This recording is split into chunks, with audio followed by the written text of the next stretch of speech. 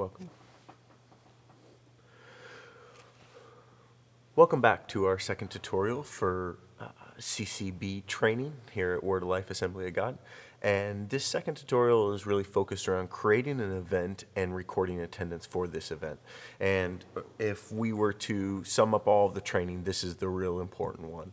And the reason being is because we want to identify as leaders in the church, as well as I think that as a life group leader would want to identify this as well, who is signing up for the group and then who is actually attending the group. And we know that those don't perfectly equate to each other. So we want to see at Word of Life, what is our average attendance, who is attending our life groups, and what can we do to be more effective to help increase that number and really get everyone on board with life groups here at Word of Life. So that is where this tutorial is headed.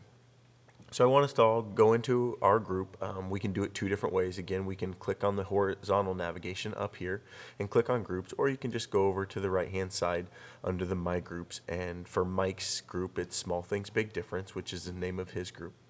And you'll see that for Mike there's no specific events. You might have some events if you created something in here, but I would guess that most people who are watching this tutorial have not created an event yet, and therefore you do not have anything in this area. So there's two different ways to create an event.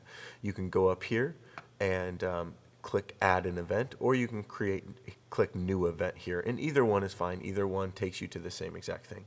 So we're going to click on new event right here. And you'll notice in the horizontal navigation it took us to calendar. And again, what I said in the first tutorial is that home, groups, and calendar are really going to be the three big ones that we focus on. Message, people, and more. You might use every once in a while, but these are the three that we focus on. So when you name your event name, I do want it kind of specific. I want the name of your group to start first. Small Things, Big Difference. And then I just want you to type life groups right after it. So for Mike and Ann's group, Small Things, Big Difference, and then just type life groups at the end. If you had another one, for instance, I know a group is starting with My One Word is the name, so you would just type in My One Word, and then you would type life groups at the end. You do not need to fill out the contact phone or the description here. And for most of you, the group name will already be put in there because you're creating an event in that group already. So we're going to start Mike's group. Mike's group starts on Friday. So we're going to start it, even though it's the 17th, I'm actually going to start 1 week behind the 17th. And the reason that I'm doing this is because I want to show everyone watching this tutorial how it will look when you click record attendance. So we're going to say February 14th, Valentine's Day, and we're going to say that their group runs from 7 p.m. to 8:30 p.m., so an hour and a half. And then this recurrence button is really important because we want to create an event that happens every Friday. And so we're going to check to enable the recurring event, and then this pops up this little piece right here. And so we want a weekly event because all of our life groups at Word of Life run on a weekly schedule. We want it to happen every week. And then for this specific life group, it would be Fridays. Now, I know that some people have a Monday or a Tuesday, and whatever day of the week is yours, you would click that week. But for this one, it's Friday. And so we have Friday. And then the end date is the end of our cycle. So if you click in this box, it pops up a little calendar.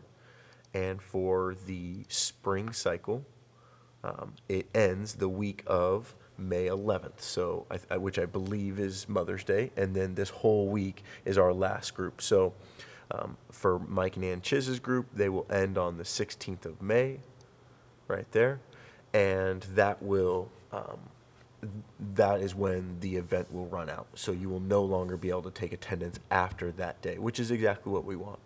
So if you click next. Well, before I click next, I want to just make sure that we cover everything. You put the event name in, Small Things, Big Difference, and then type in life groups. For our sake, we just put a date behind it, but you can start your dates whenever life groups start for you. The time from 7 to 8:30. We clicked recurring.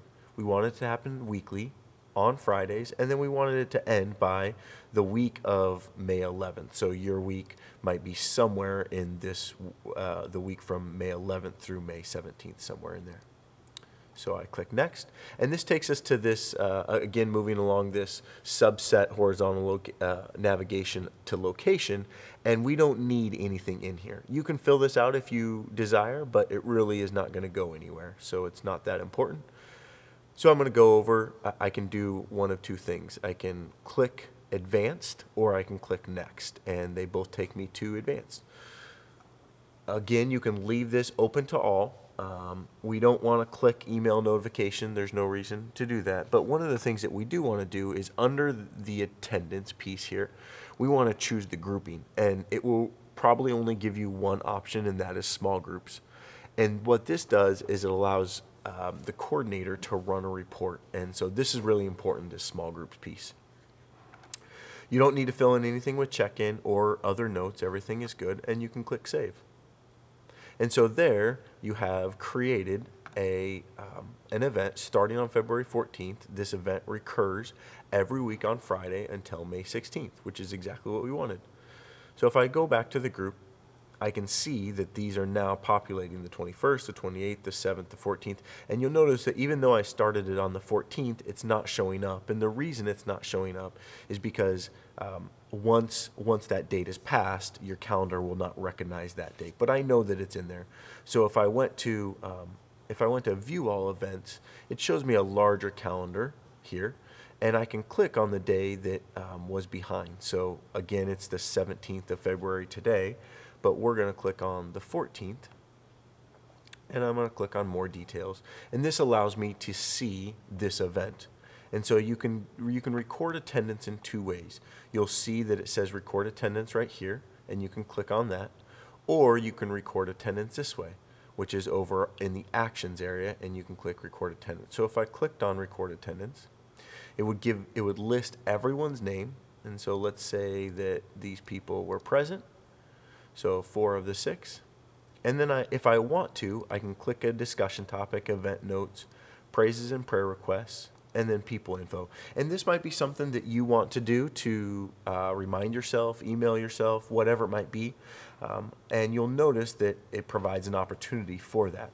But what I want to encourage you, or maybe let you off the hook a little bit with, is that from this area down, I am not necessarily requiring. This is all for your benefit if you want to. But what I am asking all life group leaders to do is to check these boxes so that we know, did you meet? If you didn't meet, that's okay. Just click did not meet. But if you did, on those days, I want to know who attended that group. So then you go down, and you don't need to send an email because I am able to access once you click save. But you could, if you wanted to, click on leadership only, and this will send it to all the group leaders. And really, you are the group leader and myself. So it will only go to you and myself as the group leaders. What I would probably discourage you to do is send it to the entire group. And this is because it looks when the report comes, it will show that certain individuals did not attend, and that is not the best thing to send out to all of the group members. So sometimes it's just easiest to leave no one, don't send an email. So if I click save, and I'm not going to click here, but it will then save it, and it will take me back to the event. So for this situation and this tutorial, I'm just going to hit cancel, and I'm going to go back to my calendar, and maybe I'll even go back to my group here. If I click on my groups, and go back into my group, and then each subsequent week, I can click on that day and take attendance on that day. So I hope that explains everything. Again, if you have any questions, please feel free to, please don't hesitate to ask those. Everyone knows my email and can contact me. So thank you very much, and be ready for the third tutorial, which will be on accessing group information.